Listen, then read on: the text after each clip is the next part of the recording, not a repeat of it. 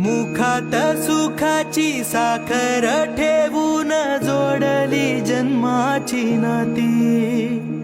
रामाच्या रूपात जपला माणूस मारुती रायाची छाती। वाघाची लीलानी कपाळी टिळा तू जेडंधारासाठी।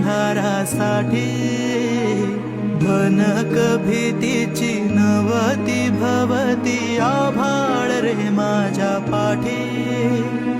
देऊन किनारा मनाच्या होडीचा सारंग हरवला माझा